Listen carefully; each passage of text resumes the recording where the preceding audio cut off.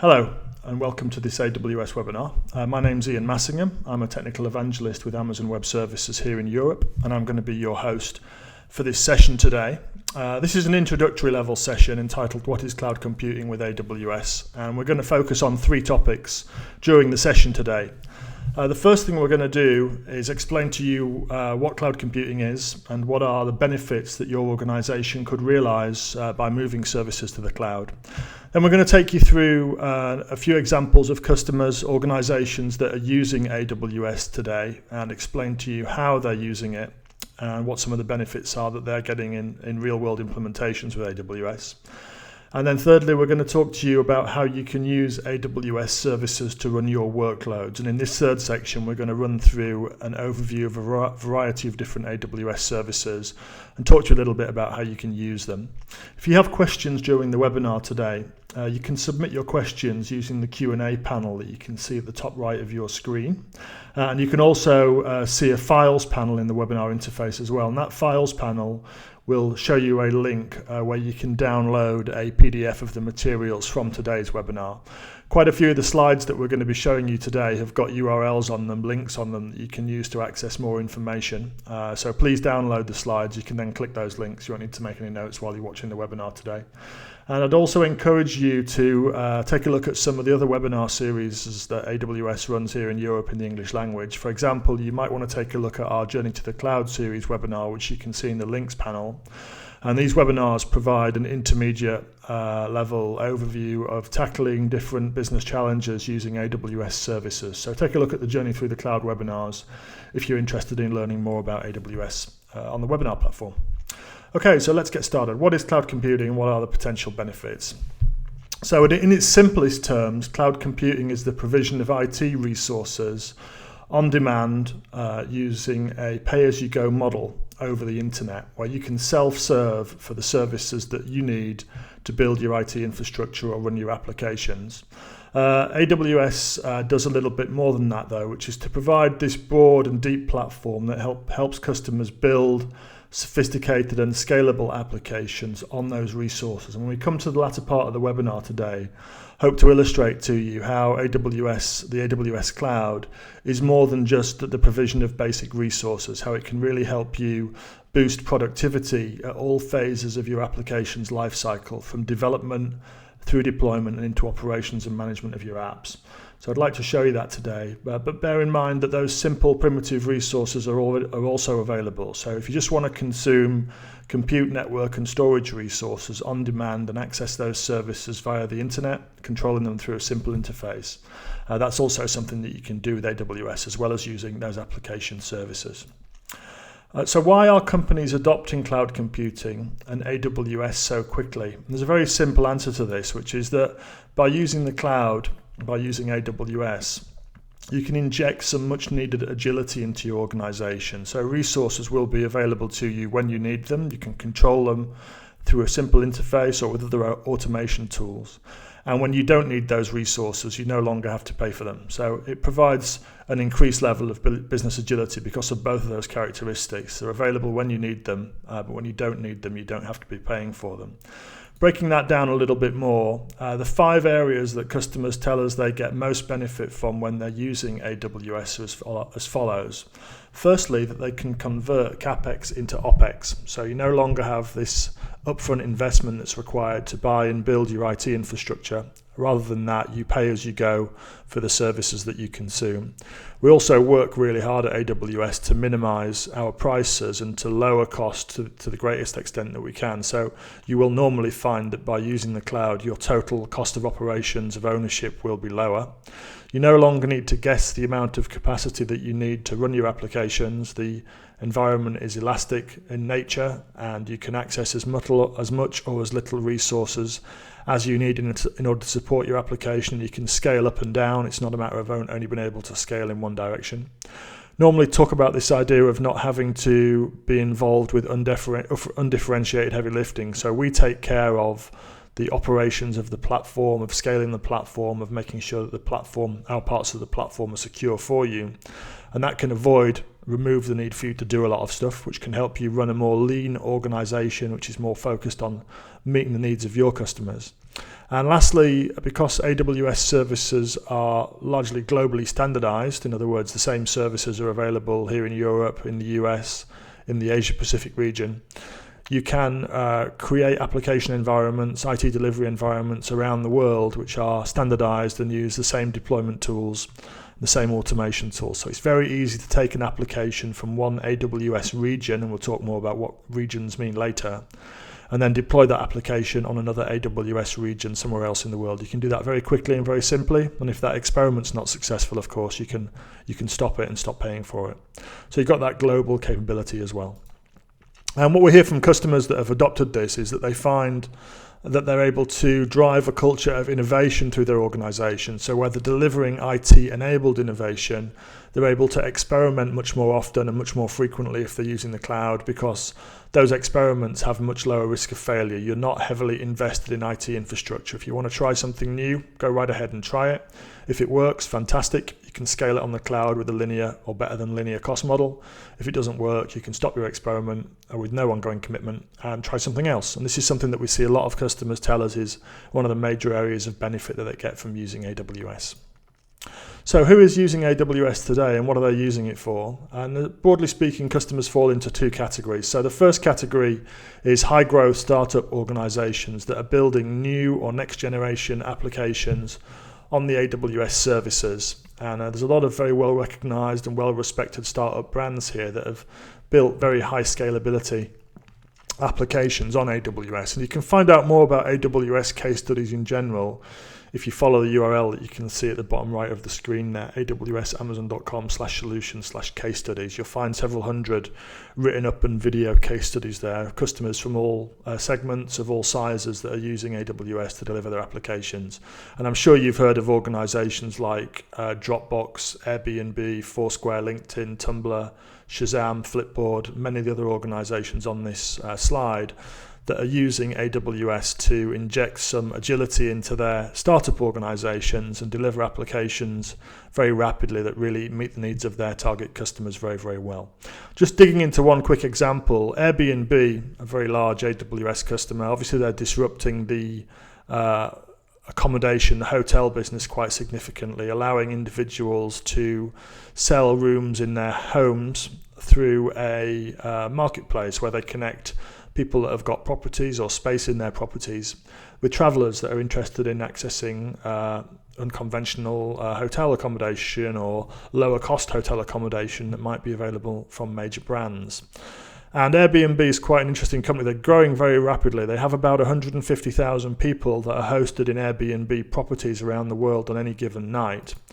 And that's been a really rapid rate of growth. So back in September 2010, they had very, very low penetration. They were really in sort of stealth mode with very, very few customers. But over the last 4 years, the business has exploded for Airbnb and they've really grown very, very rapidly. At the end of June this year, they'd had over 15 million guests stayed in Airbnb properties. And that was a growth of over 10 million guests in 1 year, which is a phenomenal rate of growth. And that's obviously driving quite significant AWS resource consumption. So they've got around about 1,300 AWS EC2 instances, that's virtual machines, that are supporting the applications that Airbnb are running in order to deliver their business, both their public-facing applications and also applications that are internal to their organization. So a very large infrastructure supporting that high-growth startup.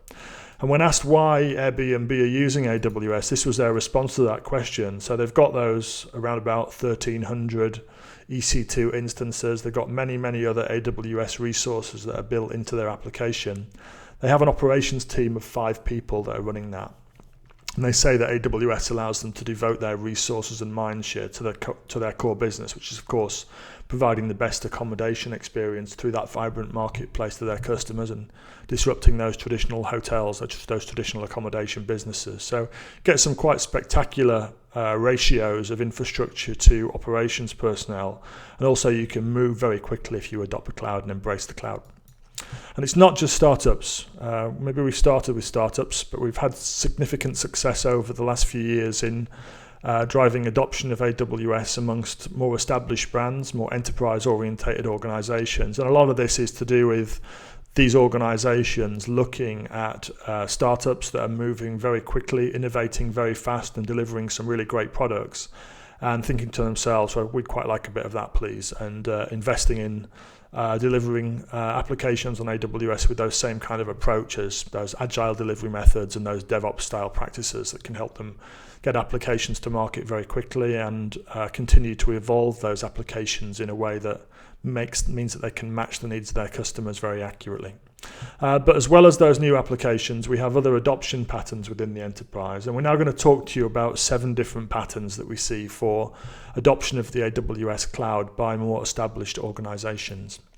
So the first pattern that we see is customers opting to undertake development and testing for new applications using AWS. So they've got a new application development or delivery project that they're kicking off, and they need infrastructure for that. And rather than buy that infrastructure for capital, they're developing and deploying that infrastructure using AWS services. And it's good for development for several reasons. One of the key reasons that AWS is good for development is it's available on demand, so you can start your projects very quickly without a long lead time for hardware and software installations that you might need to do.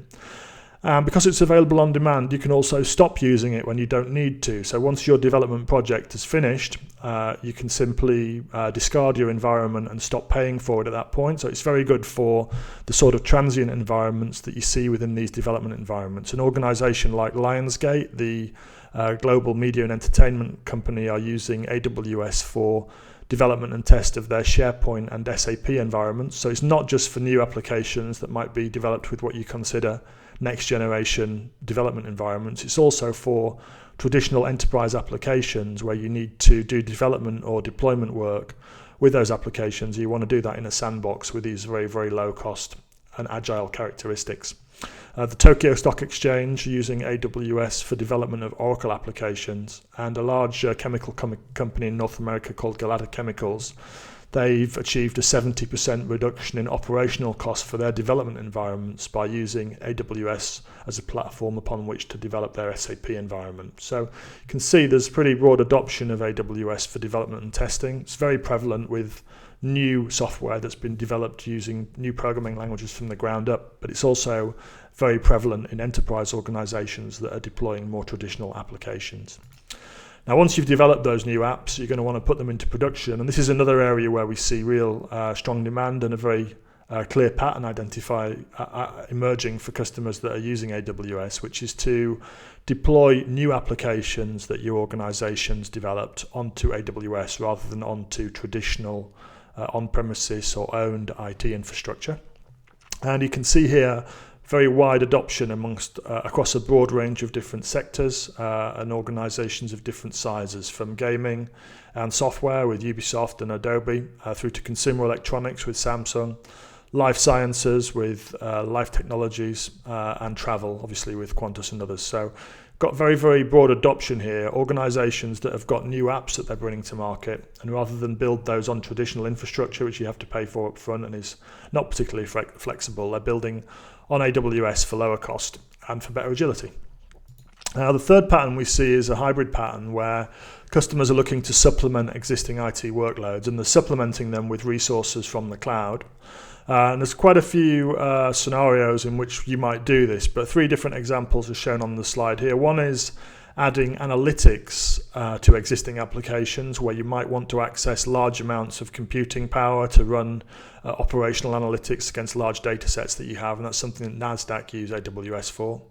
You might want to improve your compliance posture by improving your DR or recoverability position by using cloud-based resources as a DR or recovery environment. It's very simple to do that with AWS, and we'll talk about tools you can use for that later in today's session. But SunPower, a solar power company in North America, are using AWS to provide support, that disaster recovery environment that they need in order to meet their compliance needs. And Nokia are using AWS for operational data analysis. So this is a data warehousing application that's been run on a service that we have called Amazon Redshift, which is a low-cost petabyte scale data warehouse.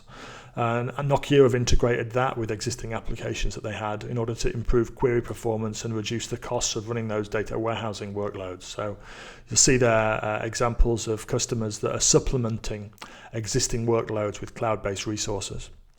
You can do this the reverse way around, which is to have a large infrastructure or application environment running on AWS and then have a smaller application component that you might have running on your on-premises infrastructure.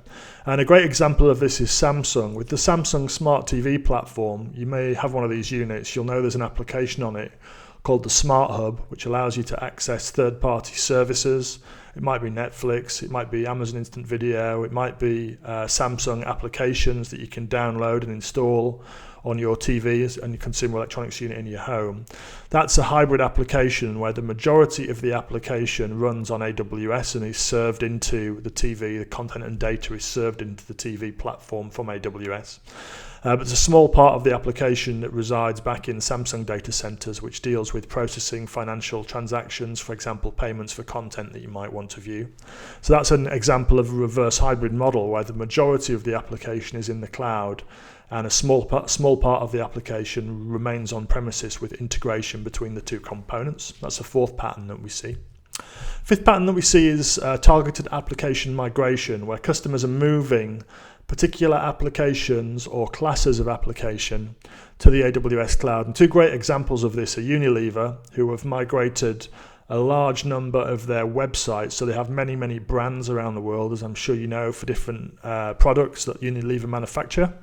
They retail these in different countries under different brands, and they have a large number of web properties that support these. And they've moved to a standardization model where all of these websites, these web properties, are being migrated to the AWS platform, consolidated onto the AWS platform. They're migrating about 1,700 in total. And the main driver here for Unilever has been speed. So the fact that it took them up to 2 weeks to deploy a new product website previously, they can now do that in just a couple of days using the AWS platform and tooling. So much more responsive for them if they want to spin up an experiment or launch a brand in a new territory. They can do that very much more quickly using AWS as they could with traditional infrastructure.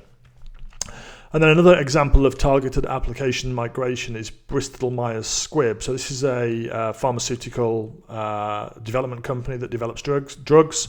And they've migrated a large-scale HPC workload, a high-performance computing workload, onto AWS, which is a platform for clinical trial simulations.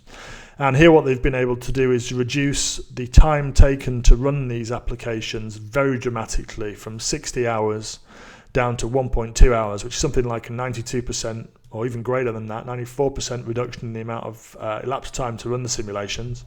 And that's achieved by parallelizing the workload, so using a lot more resources to run the workload much more quickly. And by getting the elapsed time down, not only have they reduced the costs of running that workload by 64%, they've also improved the research outcomes that they are able to drive by being able to drive many more trials than they might have done historically. So a great example of a customer that's getting financial benefits, but also getting better outcomes for their customers and ultimately the patients that they're serving as a result of being able to access more resources with AWS than they might have done if they were operating with traditional infrastructure. Then you have a horizontal type of migration where rather than targeting a particular application or class of applications, you're targeting a horizontal. And a great example of this is News Corporation. They're migrating 34 of their data centers around the world to AWS, and they're going to close down 34 data center sites, which they estimate will save them about $100 million. And they're going to migrate around about 3,000 applications to AWS over the course of the next 6 months now, but they started this project a little while ago. And they've said part of their driver, part of their decision criteria really was the transparency that AWS could provide. So using the APIs and some of the features that we have around, for example, service tagging for cost control, they're able to get better visibility of what their costs are and better visibility of what the key drivers are for their costs using the cloud, once again, than they are with traditional infrastructure. So there's many benefits that can be driven and many different reasons that customers opt to use AWS, and I hope those 6 examples illustrate that.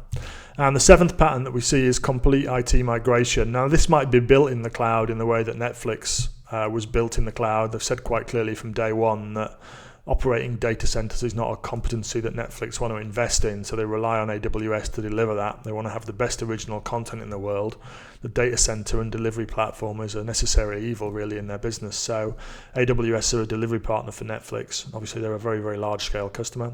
But you've got other organizations that have been more traditionally minded in terms of doing their IT in-house, who are also treading down that same path and are migrating their entire IT infrastructure to AWS. And the real reason for that is customers want to focus on what's core to their businesses rather than focusing on this undifferentiated heavy lifting of operating and maintaining IT. And Kempinski Hotels are a great example of an organization that have started that journey. And Suncorp, they've already made substantive progress in migrating a significant proportion of those 2,000 applications that they have over onto AWS. So organizations that are getting out of the IT business and are relying on the cloud as a platform for them to deliver their IT services in the future.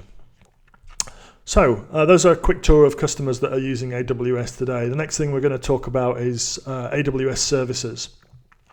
And maybe more importantly, how you can use AWS services to run your workloads. We've got quite a broad portfolio of services. That compute, network and storage that we talked about has been those foundational building blocks for cloud computing. We've created many services that sit on top of that, which can make it easier for you to develop, deploy, manage and operate your applications on AWS than it might be with traditional IT. But all of this is built on this foundational infrastructure layer of regions, availability zones, the CDN and points of presence. And that infrastructure layer is global in nature. So we have 10 regions around the world today, from the west coast of the US in Oregon and California to the east coast of the US in Virginia, South America in Sao Paulo, here in Europe, in Ireland, in the EU West 1 region, and then 4 regional locations in Asia, including a newly opened region in Beijing in China, and 3 in APJ in Asia Pacific and Japan. So these regions, a region is not a data center. A region is a collection of availability zones. So look at the EU West as a local example. We have 3 availability zones in EU West 1 in that region.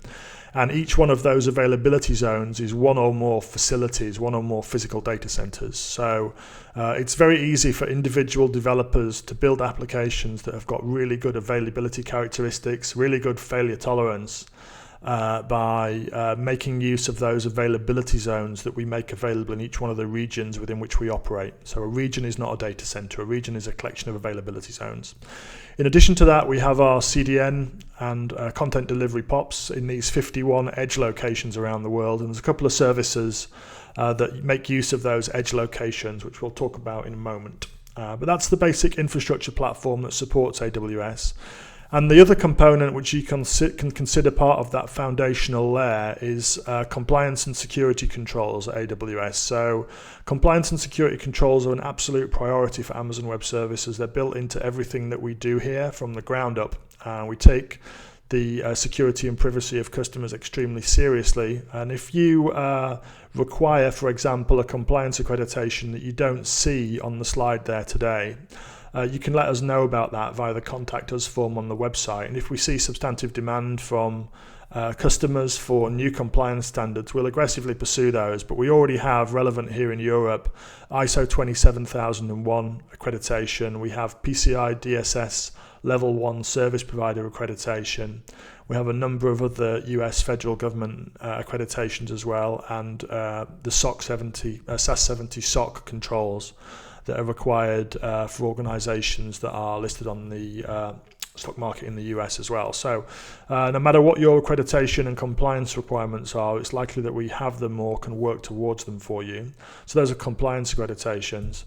And then secondly, the hard security of the platforms. So a familiar security model, including physical, network, system and people and process controls, obviously audited as part of that 27001 compliance statement, validated by this extensive customer ecosystem that have done extensive due diligence on AWS and have certified it as suitable for their workloads. Partner ecosystem of tools that you can add into AWS foundational services to provide extra security controls or visibility if you need to do that for a particular workload. And because the platform is standardized, every customer benefits from that foundational infrastructure, both those regional locations, the availability zones, but of course the security features that we build into the service as well. So it's a secure and compliant platform upon which you can run your IT workloads.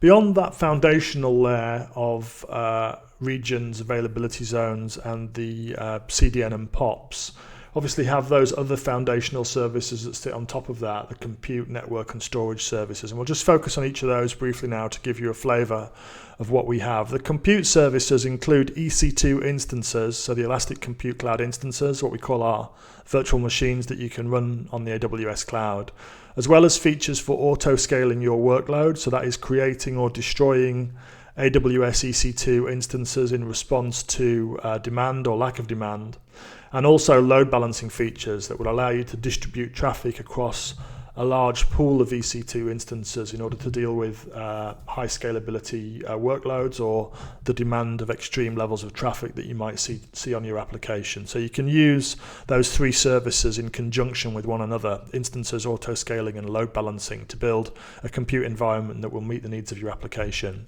And the instances themselves are available in a broad range of different types. And these different instance types are optimized around particular workloads. So the general purpose instances, the M1 and M3, they have balanced CPU and memory resources in them. So in the middle of the chart, I guess you could consider them. Then we have compute and memory optimized instances, so the C3 and the R3, the latest generation of those instances. And these will give you either better CPU performance per dollar or cent spent, or better memory performance or larger amounts of memory per CPU or cent spent. So you've got a workload that you need to optimize for memory or for CPU performance. You can do that using those optimized instance families. And then we have other instance families that are optimized for storage and I/O, or optimized through the provision of GPU hardware. So if you need to perform lots and lots of floating point operations, you can access the GPU resources that are in the G2 instance family. And that will give you the capability to use those GPU resources to run your floating point operations on. So no matter what your workload is, there's likely to be an AWS EC2 instance which is a good fit, and you can run on the instance which is most appropriate for you. And we recently introduced something called the T2 instance family, which is a lower cost instance family that offers very good price performance for bursty CPU workloads. So this is one example of innovation at AWS, where we've released a new instance family which is ideal, for example, for web workloads, where you often have a requirement for consistently low levels of CPU performance, which occasionally burst. And these T2 instances enable you to access that particular type of resource at extremely low cost. So you can run a T2 micro instance on demand for $9.50 per month. So very, very low cost compute resources that you might use for development and testing or for running web applications. So that's the EC2 instance families quickly explained. This is wrapped in a set of security, networking, and access control services that we provide, something called IAM, Identity and Access Management, which allows for granular control over AWS resources and lets you control who or what can do what inside your AWS account. So for example, here you can do things like restrict the ability to start up or shut down instances to particular users that you might have in your organization, and you can optionally protect those activities with multi-factor authentication devices. You might create storage services, which we'll come to in a second, which are accessible only from specific IP addresses on the internet. So you've got all this granular control by the virtue of using this IAM service that we provide, a very, very powerful tool for controlling who can do what within your AWS account. And we provide other security services like CloudTrail. This allows you to have visibility and audit over all API actions that are carried out on your AWS account. So you can see after the fact exactly who's done what, when, and where from on your AWS account, and you can feed that into third-party analysis or compliance tools that you might want to use to analyze those logs.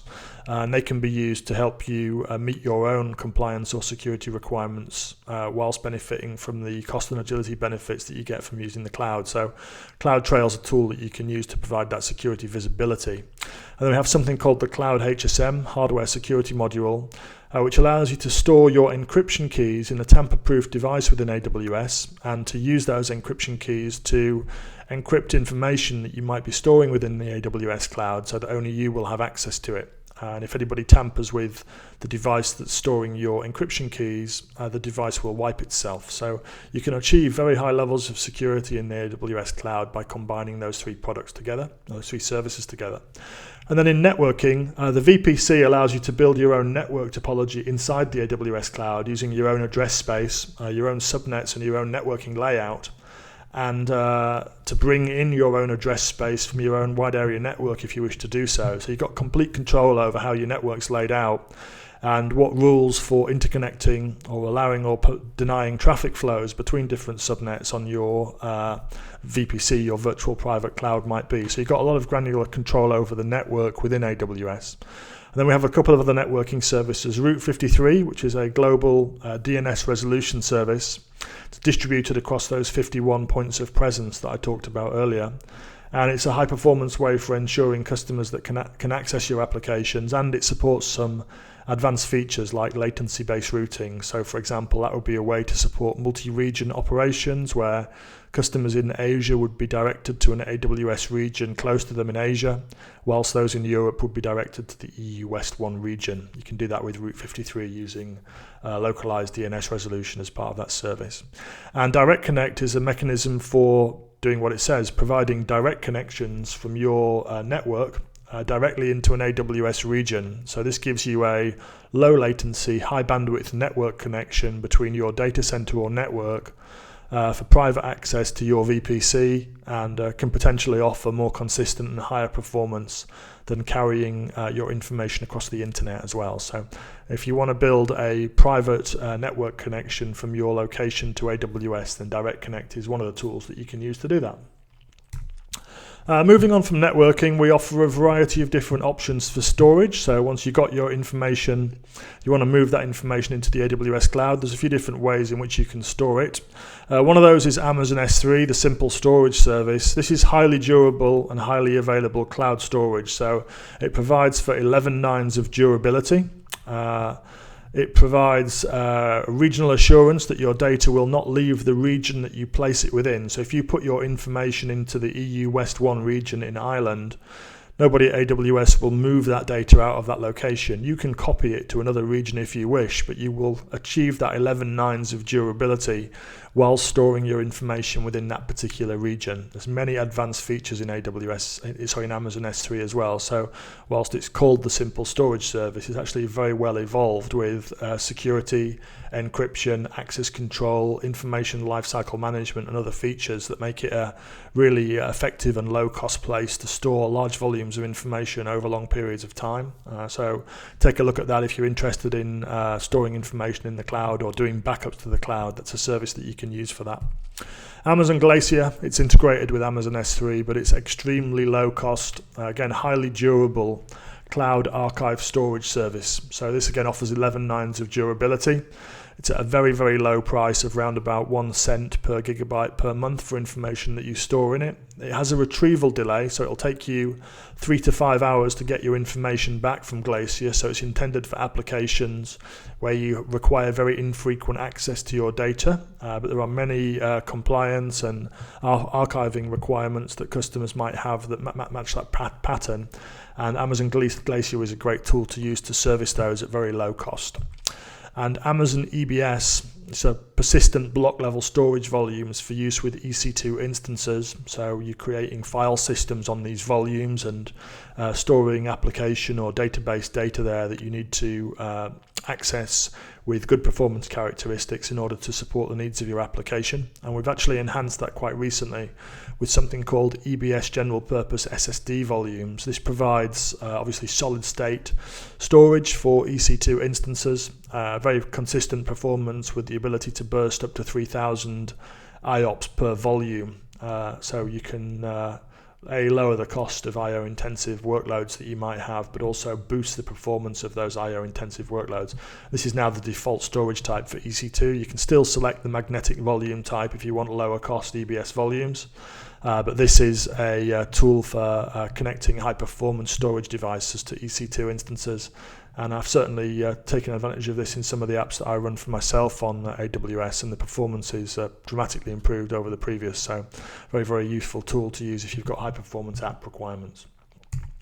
Moving on from storage, or maybe not quite moving on from storage, but a slightly different take on storage, we provide a number of managed services for running databases in the cloud, whether they're relational, non-relational, or caching databases. And the three services that we have here that are relevant are something called RDS, the Relational Database Service, which makes it easy for you to create and manage MySQL, PostgreSQL, Oracle, or Microsoft SQL databases running on AWS. Simple as typing in a few parameters into the AWS Management Console, and you can have a database instance running in a few minutes, which will be distributed across two of those availability zones that we talked about. It'll be backed up by AWS using snapshot backups, and minor version upgrades of the database software will be handled on your behalf as well. So you can run relational databases, once again avoiding a lot of the undifferentiated heavy lifting that you would have traditionally had to do in installing and maintaining those. It's very simple to run them using the RDS service. Provide something similar for non-relational databases or NoSQL databases with a service called Amazon DynamoDB.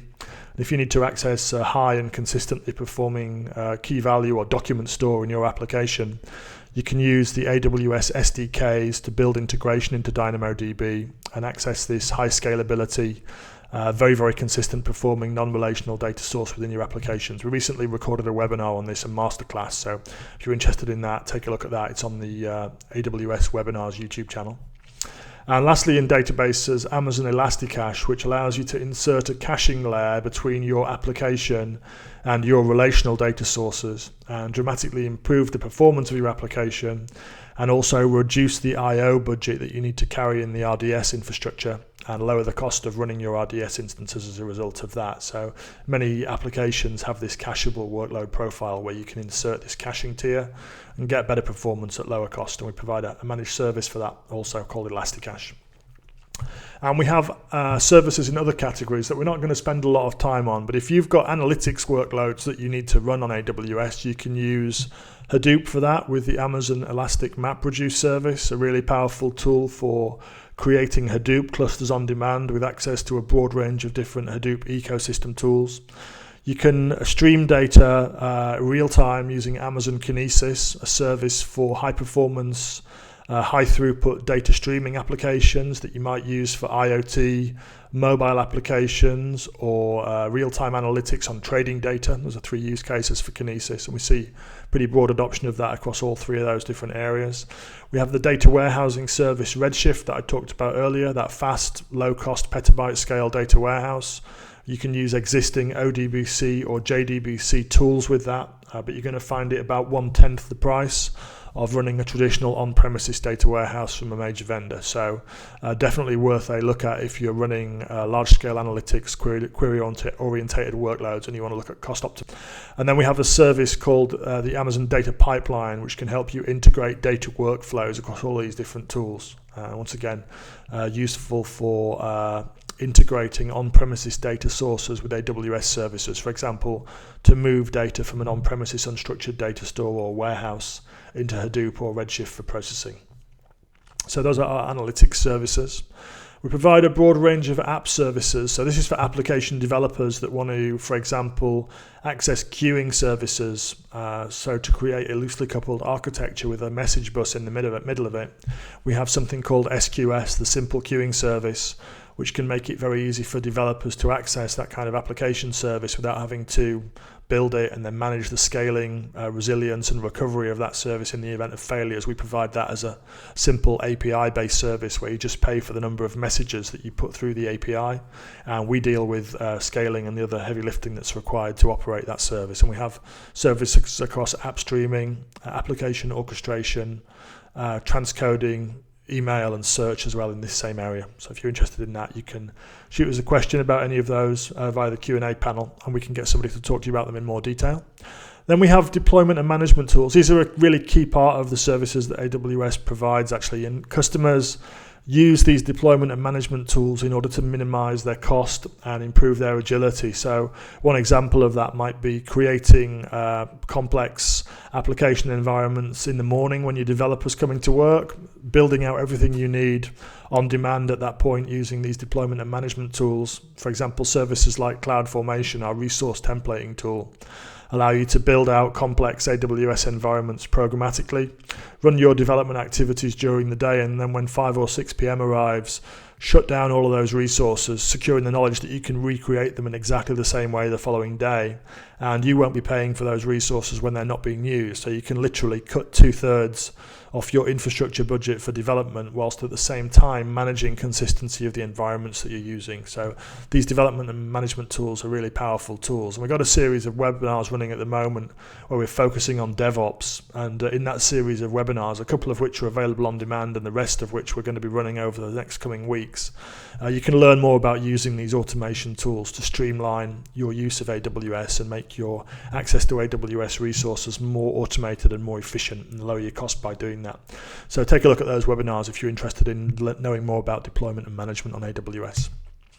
And then lastly, mobile services. This is a bit of a new area of focus for us. We announced several new products at a large event that we ran in New York in July, an AWS Summit. And those new products were as follows. We announced something called Amazon Cognito. This is a service that enables mobile developers to manage identity, authorization of identities to use AWS services within mobile apps, and also to help developers synchronize application state across different devices, not just different devices on the same platform, but also to work in a multi-platform environment where you might have, for example, an app that you're using on an iPhone during the day, and then switch over to an Android tablet when you get home. And Amazon Cognito would makes it possible for you to synchronize application state information across those different devices without having to do a lot of development work to do that. So we provide it as a service with a mobile SDK, makes it very simple to access that synchronized application data store, and also deal with those identity aspects that I talked about earlier as well. So Cognito is a service for helping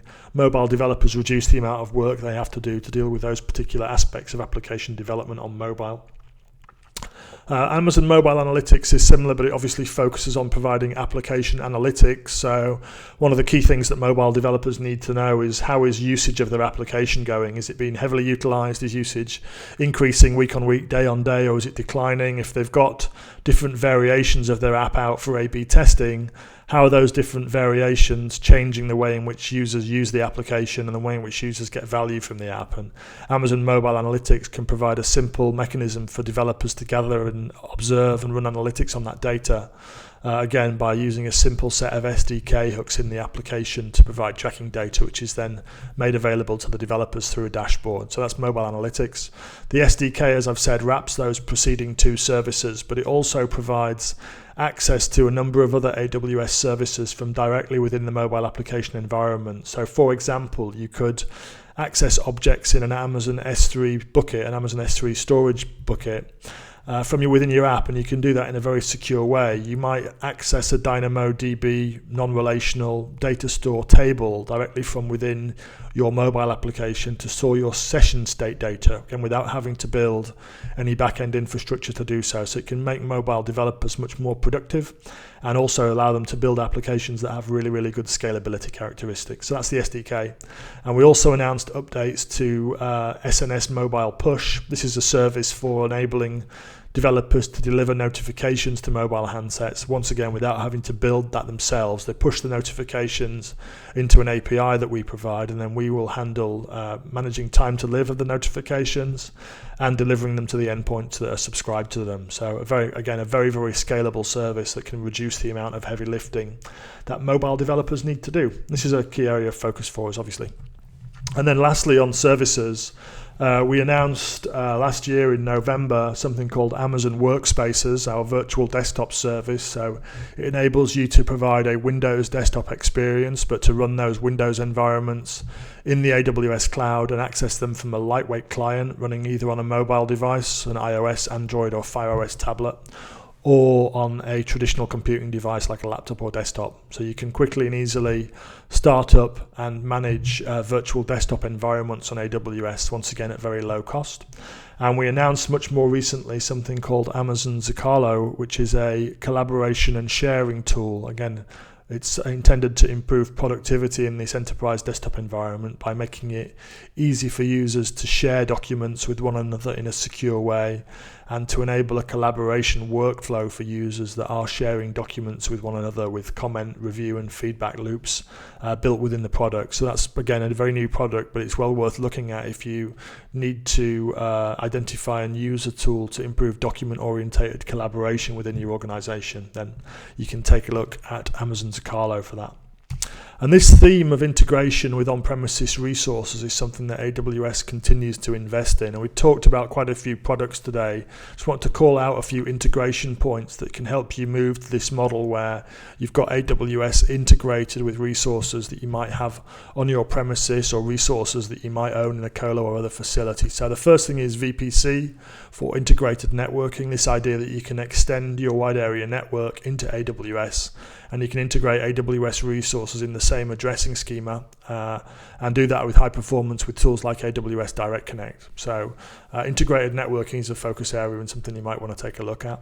Similarly, on access control, you can federate your Active Directory or LDAP directory into AWS, and you can use that, for example, to control access to Amazon Workspaces for that desktop environment, or to federate roles into IAM to control who can do what from an administrative perspective on your AWS account. You can manage all that using familiar tools like Active Directory or LDAP.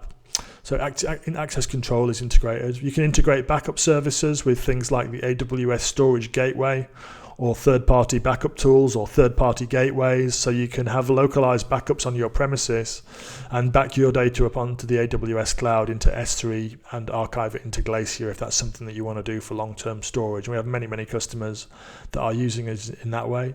And then lastly, management tools are integrated. So there's a broad variety of different third-party ecosystem management tools that allow you to manage Amazon Web Services resources in a single view with traditional IT management tools that you might have. One example would be the Amazon Web Services plugin for VMware vCenter that allows you to integrate management of AWS into your VMware environment, but there was a broad variety of other management tools that offer similar functionality as well.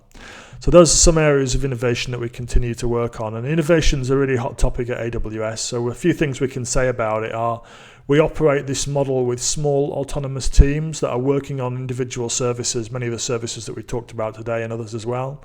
And the fact that those teams are autonomous means that we can respond and iterate really fast on the basis of customer feedback. So if you're an AWS customer today and you have feedback, or if you're not using the services because you think there's some area that we could improve upon, then please let us know about that. Please ask a question or send us a note via the contact us form on the website, or you can tweet me or one of the other accounts that I'm going to show you at the end of the session today. We'd love to get your feedback and understand if there are things that we can do to improve the services and products for you.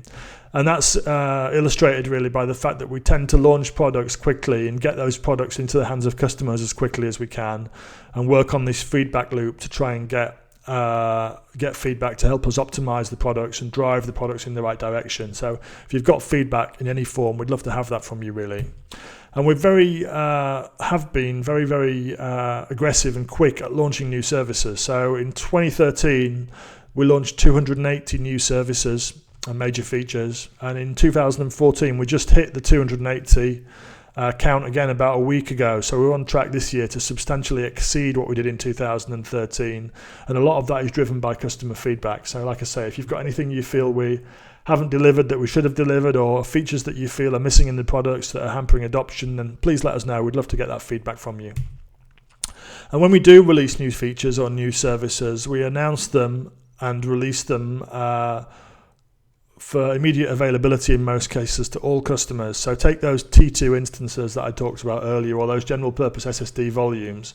We made those available immediately across all applicable regions, immediately at the point at which they were announced. And this is a contra really to what you can see with on-premises infrastructure or owned infrastructure, where in order to take advantage of new features, you might have to do a lot of work in upgrading or changing software or hardware configurations that you have.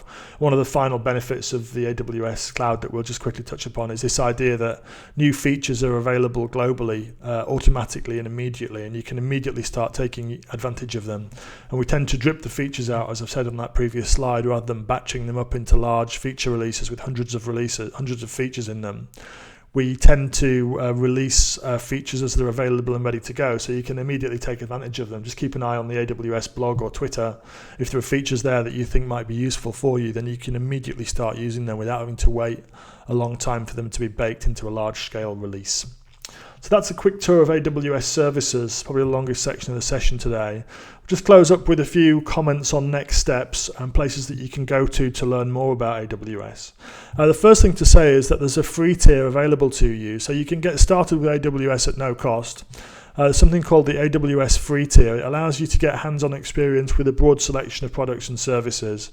You can find more details at awsamazon.com/free. And if you go there, you'll see a longer list like this, which shows you all the services that you can access within the free tier. And you'll see there's a small amount of every service available to you.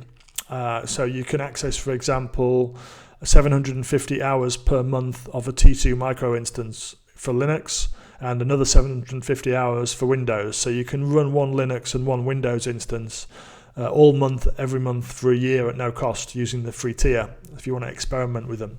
You can access a small amount of S3 capacity and so on. So take a look at the services that are listed there. Particularly if you're a developer, you can build quite sophisticated applications using AWS services at no cost. Make sure they're feature complete and then launch them without having to spend anything until you get to launch and you start to get a volume on the apps. That's quite a cool feature. If you're interested in this from an architecture perspective, you might want to take a look at the AWS Architecture Center, which you can find at awsamazon.com/architecture. And if you go there, you'll find around about 40 different application patterns that have been developed using best practices that we've gathered from working with customers around the world, which show you how to assemble AWS services into an architectural pattern which will support particular application workloads that you might want to run. Everything from high scalability ad tech, ad serving on AWS, through to disaster recovery for existing Oracle applications. There's patterns there for pretty much everything you can think of. So before you do anything substantive with AWS, please take a look at that. Don't reinvent the wheel. If we've already done the legwork for you, you might as well reuse what we've developed and proved with other customers around the world.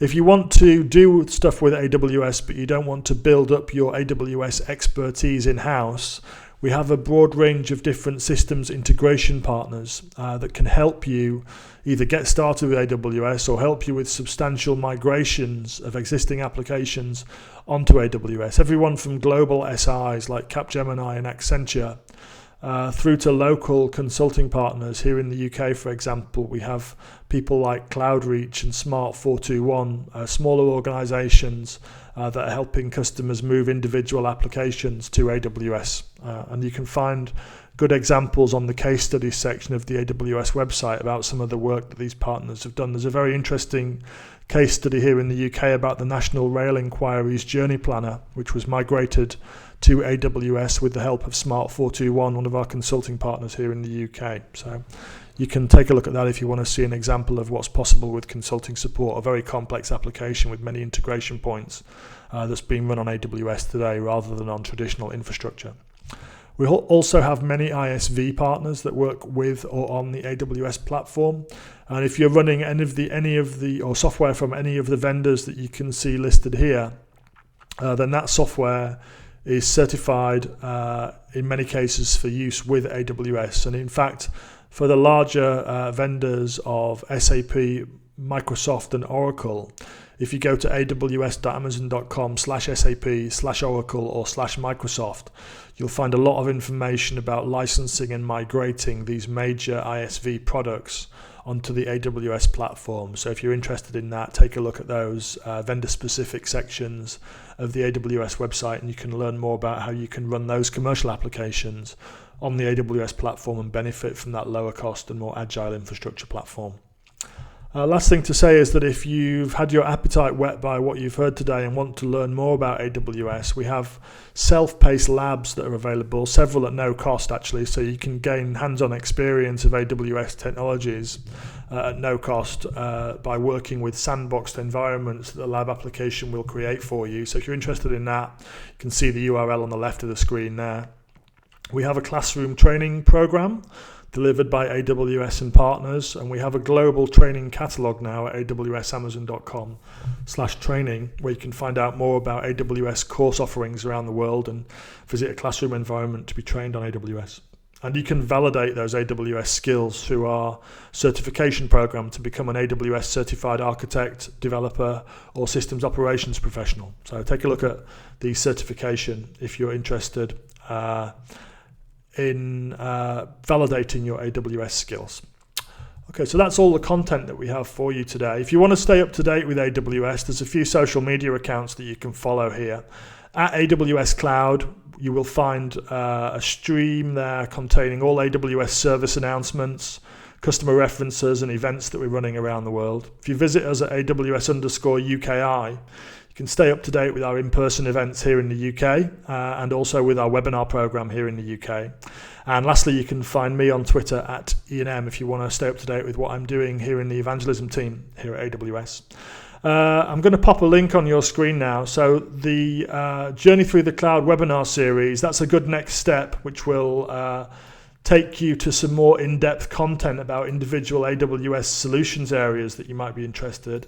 And if you want to attend a hands-on event where you can learn more about AWS here in the UK, we're running a Cloud School event in London on the 4th of September, which is a hands-on demonstration-led workshop where we will show you how to use many of the AWS services that you've heard about during the session today. That's a free event which you can sign up to if you can get yourself to London on the 4th of September to join us. We'd appreciate that. It'd be great to see some of you there. And if you've got any questions, we're short on questions today, but if you've got any questions, we've got a few minutes left, so submit any questions that you might have via the Q&A panel, and I'll attempt to answer them for you now. If we can't answer them during the session, we'll get one of our solutions architects to follow up with you. There's a question about the availability percentage of S3. So the availability percentage of S3 is 4 nines over a month, so 99.99%. That's the availability commitment that we give, and that's coupled with that durability commitment of 11 nines. So the durability commitment is higher than the availability commitment. And that's all the questions that we have for the session today. If you do have questions, I will leave the webinar platform open. You can enter any questions that you might have in the questions box after the event, and we'll follow up on those with you. We'd also love you to give us a rating, so you can probably see a ratings box now at the bottom of your screen. If you've got a second just to give us a numerical rating, that'd be cool. And if you've got any qualitative feedback that you want to leave, don't be shy. You can leave that in a question for us, and we'll use that to improve the experience in future sessions that we run. I'd like to thank you for joining us today for this session. Please check out those Journey Through the Cloud webinars if you want to learn more about AWS, and please follow us on the social media accounts that you can see on your screen. I would love to see you follow us there so you can stay up to date with what we're doing. Thanks for joining us. Bye-bye.